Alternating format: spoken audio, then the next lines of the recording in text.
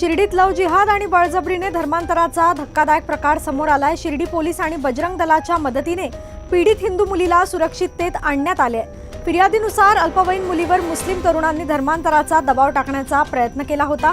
मुलीसोबत इंस्टाग्रामवर संपर्क साधून लग्न करण्यास मुलीला भाग पाडण्याचा प्रयत्न केला गेला।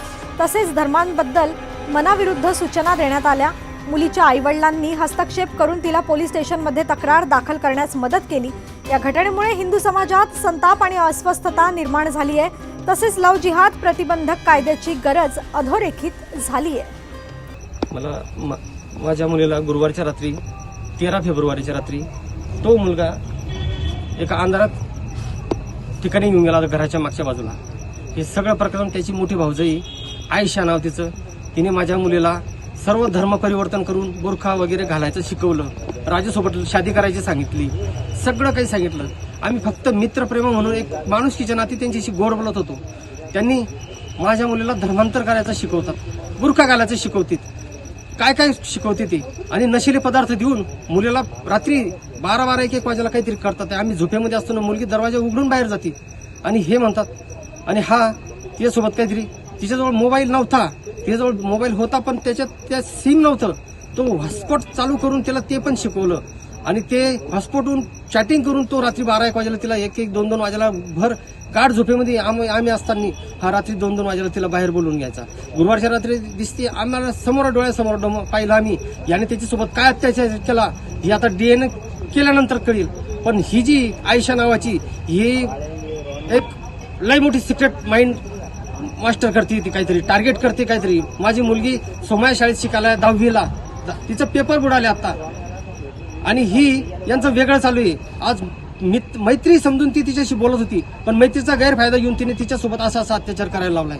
तिचा देर आहे तो इरफान पठाण म्हणून, कोण राजू नाव त्याचं, त्याच्या वडिलाचं नाव सलीम पठाण आणि तिचं नाव आयशा, या तिघांचं आहे। घटना घडली होती आणि कुठली घटना आहे, नेमका काय प्रकार आहे?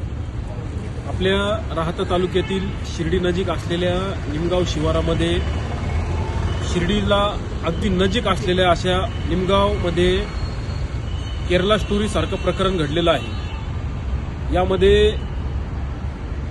एक 15 वर्षाची अल्पवयीन तरुणी या लव जिहादची शिकार झालेली आहे आणि तिला संपूर्णपणे या विळख्यात अडकवण्याचं काम एका मुस्लिम महिलेने केलेलं आहे।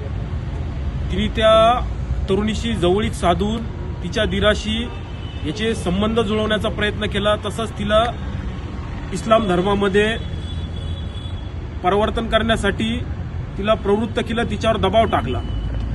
तिला ती वारंवार सांगत होती की तू हिजाब घाल, तू बुरखा परिधान कर, बीफ खाल्ल्याने गोरं होतं, की ज्या गाईला आपण माता मानतो त्या गाईचं गोमांस खायला ही महिला तिला सांगत होती। आणि त्या महिलेनेच तिच्या दिराबरोबर इरफान नावाचा जो जिहादी आहे की ज्याने ही घटना घडवलेली आहे, याच्याबरोबर त्या मुलीचे प्रेम संबंध जुळवले आणि त्या मुलीला मुस्लिम करण्यासाठी तिच्यावर दबाव टाकला।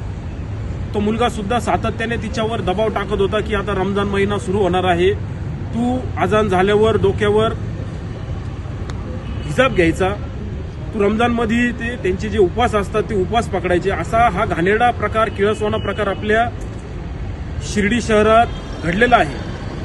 आपण बघत आहोत की आपला अहिल्यानगर जिल्हा आहे हा कुठंतरी या जिहाद्यांचा एक हॉटस्पॉट बनत आहे किंवा बनलेला आहे। राहुरीतील घटना असेल, शिर्डीतील घटना असेल, नगरमधील घटना असेल, ATSच्या धाडीमध्ये काही अतिउच्च शिक्षित युवक अतिरेक्यांना प्रशिक्षण देण्यासाठी भारताच्या विविध भागात त्यांना पाठवत होते। आणि त्याचबरोबर राहुरीची घटना असेल की एका अल्पवयीन युवतीला एक जिहादी 5 दिवस जंगलामध्ये नेऊन ठेवतो, आणि त्याच्याच पाठोपाठ ही घटना की यामध्ये सुद्धा जी युवती आहे ही अल्पवयीन आहे आणि जो युवक आहे हा मुस्लिम आहे। तर याच्यामधून आपल्या सर्वांना एक कनेक्शन या ठिकाणी प्रकर्षाने जाणवतं की हा एक लव जिहादचा प्रकार आहे आणि धर्मांतरणाचा प्रकार आहे। तर अशा घटना आपल्या अहिल्यानगर जिल्ह्यामध्ये वारंवार घडत आहे।